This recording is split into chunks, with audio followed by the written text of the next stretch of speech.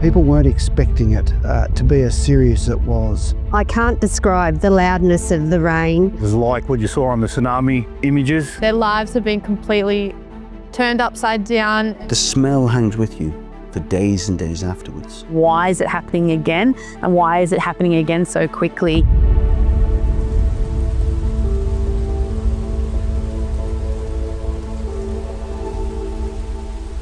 When the rain came again, everyone in the community prayed it wouldn't be like last time, but across the Manning, floodwaters rose faster and higher than anyone expected.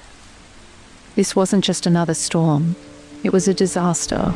Literally, when that water came up and it broke the levee, it was actually in between their houses and there was just rubbish and debris all the way through.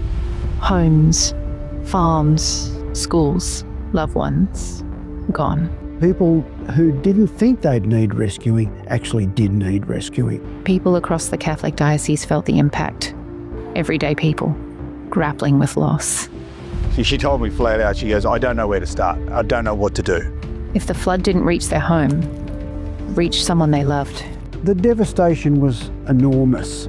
But even in the chaos, in the rising waters and relentless days that followed, something else rose too. I get to see humanity at its best. People helping people, Australians helping Australians, humans helping humans. It's beautiful. And it fills my cup. Fills my cup. The water took homes. It took keepsakes. It took confidence. And this is the heartbreaking thing. It's not just the fact that your bedding and your furniture have to get thrown out because it's all full of diseased water. You don't want that. But it's the little knickknacks. You know, things that your kids made or your grandchildren made and on the front of the fridge, and they've got to go. What it left behind was the hard part, the quiet grief, the stunned silence, the smell of loss. And they had nothing. I remember picking up a $5 note and I gave it to the lady and she was like tearing up because like she had lost everything, that this $5 note meant so much to her. We heard stories of families losing everything, of animals swept away, of people stranded for hours watching the water climb their walls. The water was up to here from the river. So if you look at the distance that it had to come and across the road, our bins were floating down the road and we were just so fortunate it didn't go in.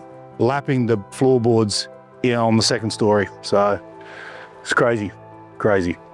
You don't always see devastation in a headline, but we saw it in their eyes. You let them tell the story if they don't want to tell it, because there are times where we'd sit with people and they just sobbed.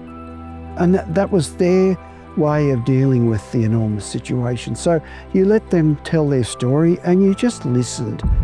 Even before the water cleared, people showed up with gloves, with meals, with gurneys and gumboots, with prayer. You know, once the kind of water receded, people were out cleaning streets, helping people pull things out of the, business houses in town. People just went. They came and they gave, their time to help clean up. In the Manning, help doesn't wait for instruction. It just arrives. Said, we're here to help clean up, and they got to it. And his home was very quickly cleansed of the terrible mud that had been left behind. And he said, well, some very difficult things have happened. We're recovering, but, look what I've got. I've got these friends now, Across the diocese, the question was the same. What can we do? I think what's beautiful about the Taree community is we saw a real response of everybody wanting to help. It's a small town, that love for your neighbour, that everyone knows somebody who is affected and everybody's willing to get out and help. I'm so happy that I'm able to help those that need it. Seeing the scale of the loss, Bishop Michael launched a flood appeal, not just to raise funds, but to remind people they weren't alone. I want to extend my heartfelt thanks to everyone who contributed to the Bishop's Flood Appeal. And the response? Unbelievable. Every gift, no matter the size, was a message. We see you. We're with you. You probably won't ever know how much it means to somebody, but you've done a really great service to a community that's been really hardly hit by circumstances out of their control. The money raised will help things like white goods, bedding, so you can actually live back in your home. Schools fundraised, parishes donated. We're deeply grateful for all the people who have supported that appeal, and we say thank you so much for that. Strangers gave what they could. Together, in less than 2 weeks, more than $145,000 was raised, quickly, quietly, generously. And for that, I thank you. The diocese came together in a way that showed the very best of who we are. Compassionate, connected, and willing to act.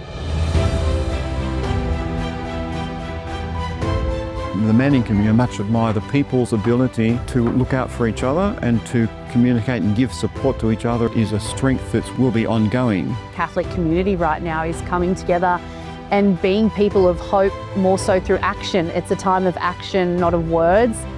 This wasn't about charity. It was about solidarity. It wasn't about preaching hope. It's about being hope. We're all one Catholic community that are trying to work together to fix, alleviate some of that suffering right now, but also to help people in the future as well. Has enabled us to do all that we needed to give our families food, to give them shelter, to give them love. While support was rallying far and wide across the diocese, those on the ground got to work. And our team was able to go in there and literally just provide that little bit of relief. I've been very able to go out and help volunteering, which has been really like a blessing to be able to go out there, talk to the people, communicate and see what's happening. You cannot help everyone, but everyone can help someone. The students didn't wait to be told. They stepped up, sleeves rolled, hearts wide open, ready to support. From cooking meals to packing donation vans, they turned up, not because they had to, but because that's what community looks like. There's kids within the community that have helped people who they don't even know. They've just seen a need and they've gone out to help. The spontaneous goodwill is just terrific. In the aftermath, it wasn't headlines or heroics that held this community together. It was 1,000 quiet acts of kindness. This is what faith looks like. It's muddy, it's messy, it's ordinary people loving each other through extraordinary circumstances. The road ahead is long. After the rain comes the rebuilding. And we're walking it with you, Manning. It's just been amazing and we're very grateful for that. I think it's going to take a long time for the community to recover. It will be a long process. I think the need is going to continue for the next 18 months. We've been very lucky that other parts of the diocese have reached out and provided so much support on a parish and a school level. Reach out and ask us what we need, and that's been really helpful to know that in the months to come, that support's going to keep coming to help keep this community going. And we want to say that we have a long road ahead of us and it's not over for quite a while. We would never have been able to do the marvellous things we have done if we didn't have the support from the broader Catholic community. Because people are going to need help a long way down the track.